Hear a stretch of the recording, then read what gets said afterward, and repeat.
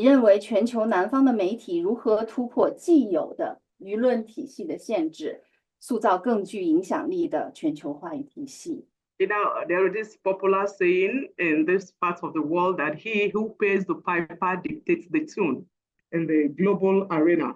So for me, I think the one of the first things to do for them to regain their voice is to put it out in order, assert itself economically and politically. We have experience in our parts of Africa where our leaders have to go to some European countries to be assessed before they become presidents or they are found worthy to govern their own sovereign nation.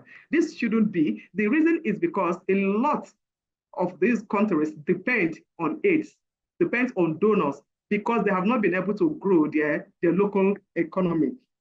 So for it to be more relevant, it has to try as much as possible to be self-dependent. And this has to do with growing the local economy, developing its industry, and empowering its teeming youths, also making the environment conducive by way of job creation. So for Africa, Global South to raise their voices or to raise its voice in the global governance, it really had to work hard to develop its own and be able to reduce migration to other countries. Also, there should be transparency and accountability because we have potentials. We have both natural and human resources. What then is the problem with the Global South? We thank God for China that has emerged from the rear and is now helping us in so many ways. Without that, I wouldn't know where most countries of the Global South would be now in terms of economic development. The power dynamics of global governance shaped, largely by historical legacies and economic determinants, often leave the voices of the global south on the periphery.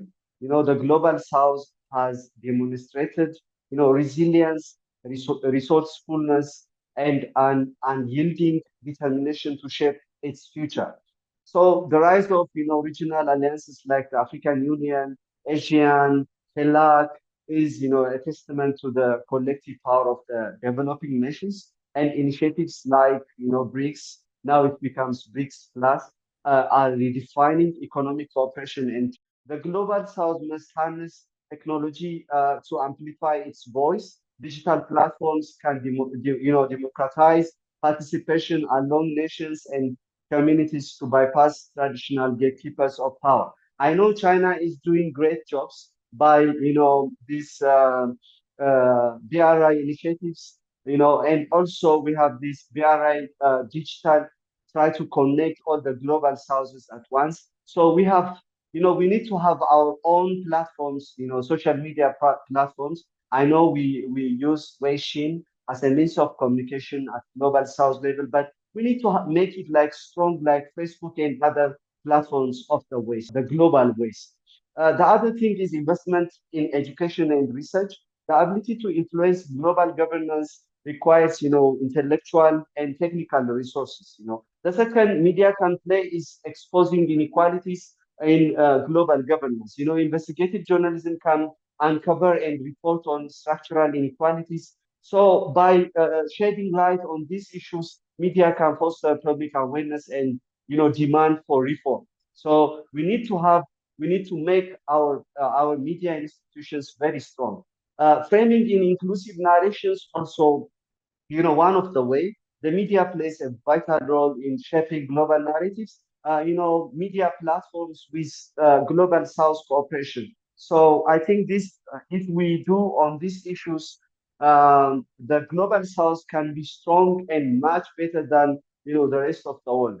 I think these are my suggestions. As the president of our country, Mr. Kassym-Jomart Tokayev says, has repeatedly emphasized, Kazakhstan supports China's initiative on global security aimed at maintaining international stability. The voices of global South countries must carry weight in addressing issues of peace and security. I think this is why I believe the role of journalists from these nations is to elaborate on the idea of an equal and multipolar world. Unfortunately, conflicts are intensifying across the globe. As our president has noted, there is stagnation in the work of the United Nations Security Council. The Kazakh authorities believe that this vital body should include countries representing all regions of the world, including those from the global south. We need to come together and listen to one another to achieve truly inclusive economic globalization. I believe that events like today help us move closer to this goal.